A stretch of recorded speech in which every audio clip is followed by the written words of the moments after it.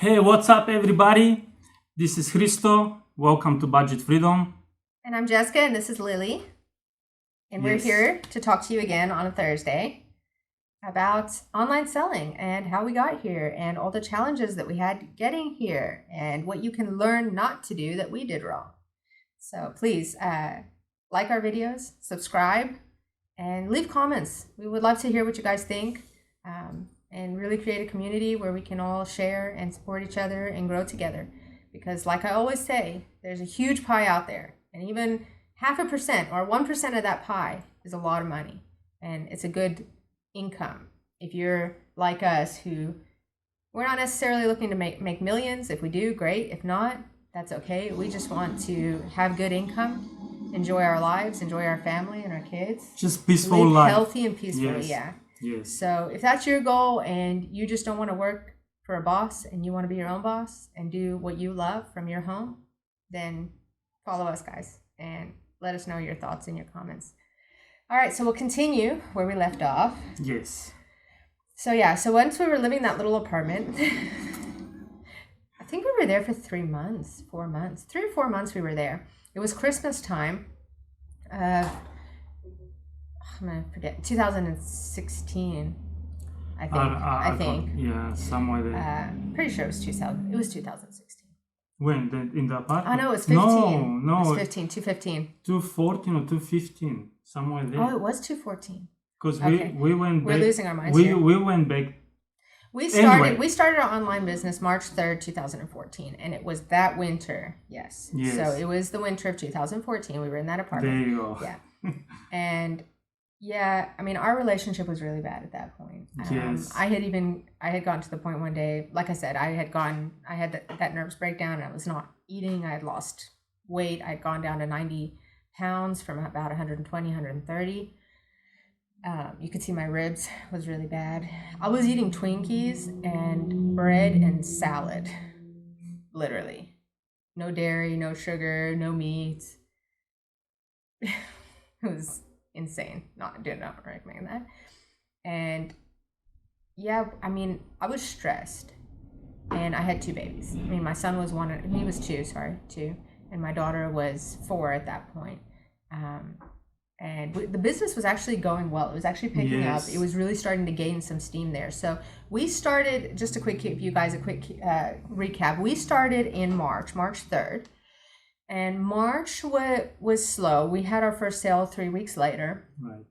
And then April started to pick up, especially around Easter time. Not by a whole lot, but I mean, compared to one sale, I think we were getting like 7 or 8 a day, or something like that. So that was exciting. And then June and July, we had about 100 sales a month, which starting off, that is really good. Now it's going to be even harder to get that much a month when you just start off.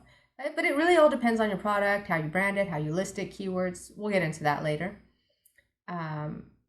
Then by August, it really started to turn around. We were doing a few hundred a month. Because I remember before August, we were saying the money running out. Yeah, we had run out of money end we of didn't July. know what. Yes. Yeah. And we say, she told me I have to go look for a job. I was thinking, what am I gonna get in Bulgaria? Probably whatever, grocery or whatever I can do, grocery shop. Or they were actually, the winter time, they had a lot of, they were cutting wood, remember? Yeah. So I could go stack wood for a paycheck or something like that. But that was like a really minimum salary. And we're talking about $200 a month, guys. I mean, it's sad. Yeah. You can't do anything with that. Yes, that's the thing. The salary that I would have you can't even buy food for a month for a family of 4 with that. I would have. I mean, I guess if you eat beans every day. Yes. Well, that's what the Bulgarians do here. Yeah. Unfortunately, in Bulgaria, people do eat beans and lentils on daily basis and piece of bread. And when we go to the shops, all they buy is bread, eggs, milk, beans, lentils. Because that's what they can afford. I mean, with the salaries they get, which is really, really sad. Yeah. Anyhow, yes, we were talking, what are we going to do? And then was even thinking, well, we have to go back to Cyprus or go to another country.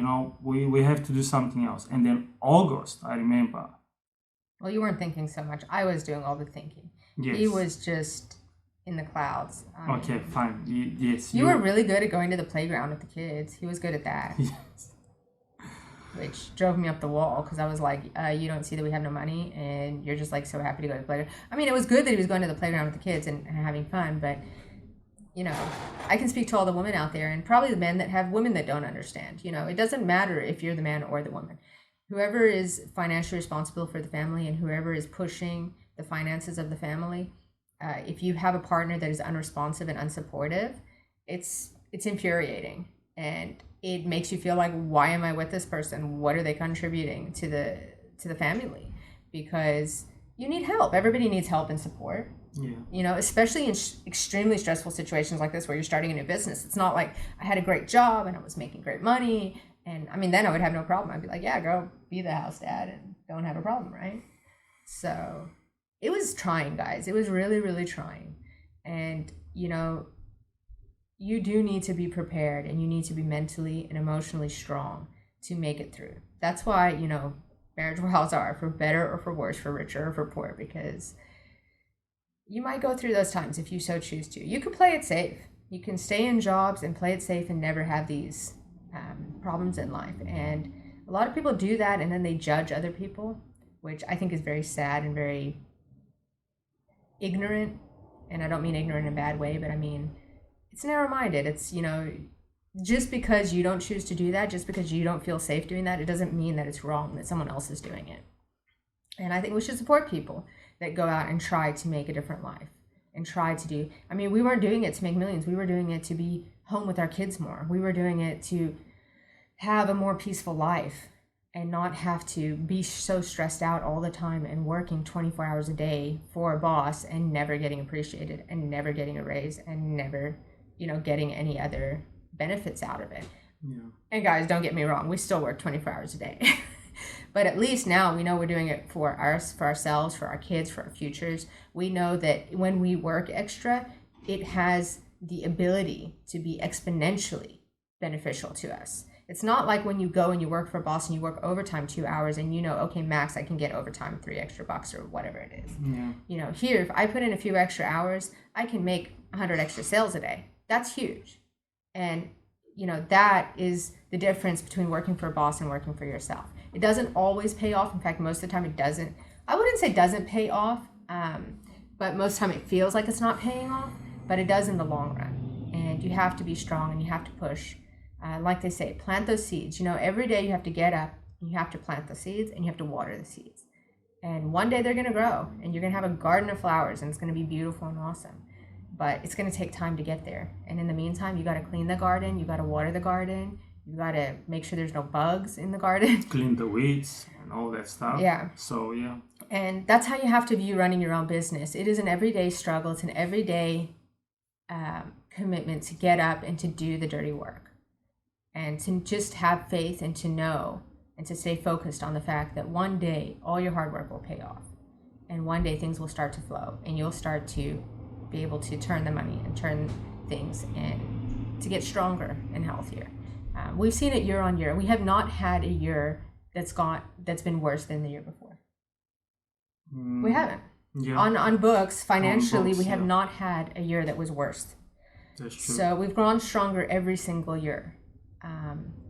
Which is huge. But it doesn't feel like it most of the time. Most of the time we get to the end of the year and I do the year-end financials and then I sit down with Chris and I'm like, all right, you ready? And we have a 3-hour meeting and we go over everything. And by the end of it, we're like, wow, we didn't feel like we did that well. How did we do that? When did that happen? And then we go month by month and we go through it and we're like, oh, okay, all right, you know. I mean, we do monthly meetings anyway. I do monthly reports at the end of the month and we go through the month every month. Anyway, and we do look at the year-to-date figures throughout the year, but it makes a big difference when you look at it at the end of the year and you see it as one whole picture and you're like, wow. It's very important to actually have meetings on a monthly basis. If you can't do regularly on weekly or daily. No, you need a weekly, not a daily. You need a weekly meeting definitely and a monthly meeting. I love the monthly one because you can see what happened through the month. And what's working, what's not working. Yes, are you growing or is it going down or how is it progressing the whole business? And before I was never involved, but since I started doing the meetings. It was actually because I'm a person like, you don't have sales, let's say, for 2-3 days. I'm like, you know what, this is not Well, working. that doesn't happen office to us now. No, that doesn't happen now when we started. Now, I mean, We won't talk about the current health situation yes, in the world. corona. Don't say that word. It's not good. Okay, all right, I won't say it. Yes. But yes, the situation right now, it's not that great at all. But what was Hey guys, don't feel bad if your sales suck right now. In March of 2020, we all know why, especially even in America though. Yeah. Guys, stick through it. Don't give up. Yes. That's what we're doing. We're using this time to just get all the work done that we normally don't have time to get done, and to be ready so that when the sales pick up again, we're strong. Everything is optimized. Everything is listed. And everything is ready to go. So it's really hard, guys. It's really, really depressing, and really, it really just puts a bummer on your day when you wake up and you see nothing in your inbox. But this is the first day now, actually. Yes. The other days were like really low. That was like 2, 4, 5. Yes. Really sad. But you got to stay strong. Yes. And you got to keep working. Like I say, plant those seeds, clean that garden, have it ready. Yes, So yes. go on, sorry. But the monthly reports, yes, what I was saying, are great, because we would have days that we have low sales, then days that are good sales. And then I would not know what's going on. But when she shows me the report, and I would think, well, did we do better than last month? That report actually shows you, wow, we actually 20% up or 30% up, which is great. And that gives you encouragement to go on and do better and better. So reports are very, very crucial to see how you're Your doing. financials overall Yes. are very important. Exactly, your financials. That's You have to, I always say you need to know your numbers. If you don't know Yes. your numbers, you don't know anything. exactly. It doesn't matter if you're the CEO of a 500 Fortune company or of a small mom and pop shop, you have to know your numbers. Yes. Trust me, every CEO knows their numbers, because without that, you can't go anywhere. There's not a CEO that does not have their accountant, their CFO, their chief financial officer on speed dial, and they're not best friends, because they can't make decisions without them. Yes. So you need to have, if you're not able to do it yourself, you need to get somebody who can be your CFO, who can be your financial consultant. It doesn't matter how small you are. So And there are people, there are services out there. I have a service, my bookkeeping service. I support small people, and for a minimum amount of money a month. It's affordable. You can find the help that you need if you're not able to do it yourself. that's what I was going to ask. What if you can't afford or do? How can you do it yourself at least? No, you have to afford it. You have to afford. So there's And no. the thing is, there's always an excuse not to afford it, but it's like maintenance on a car. If you're not going to do your oil changes, you're not going to take care of your car, it's going to break down. So you might get away with it for a few months, you might get away with it for a year or two. And then when things go bad, they're going to go bad fast, and you can go bankrupt by not taking care of your financial responsibilities. So it's not a joke. And like I said, my rates are really affordable, and there are a lot of other people that are really affordable out there. Yeah. So you just need to do your homework, find somebody who can work with you, find somebody who understands your business and who will give you a fair price. And you have to, it's a cost of doing business. There are certain things you're not going to get away with: telephone, internet, accounting fees. And don't go for the crazy accounting fees, guys. There are too many people out there with crazy accounting fees. I don't understand it. Even, $3,000-$4,000 a year for a small business is way too much. You do not need to be paying that much, guys. Find cheaper accountants. There are plenty of them. They might be overseas, but they are there and they're good. Yeah. So don't just say, well, that's what I have to pay, and pay it without thinking. Knowledge is power. Use your brain, research, and get somebody that can help you and work with you. So I'm the luckiest CEO in the world because I have my accountant right here. How is that even a question? I don't understand the question. Anyway, so at the end of the day, I went to Christo on the playground one day, and I just said, look, I can't do this anymore. I was emotionally, mentally spent. My body was taking it, my mind, everything was spent. I said, I give up. I'm going to close the business, or maybe I'll keep it running. I'm not sure. But my dad was living in Cyprus, so I said, I'm going back to Cyprus with the kids. I am a Cypriot citizen anyway. And I said, he had a job there before. I said, you'll have to go get a job. And we're just going to rebuild our life, basically, because it wasn't working, what we were doing. the situation we were in. Even though now looking back, we set it up wrong from the beginning. Yeah. You know, not intentionally, but it went wrong. So we moved back to Cyprus, which was another huge move because we had all this business stock and all our house, and we had to send it on a container. So it was like 3 or 4 cubics. It was expensive, very, very expensive, guys. I don't recommend moving countries with a business, and we've done it 4 times. We'll get into that.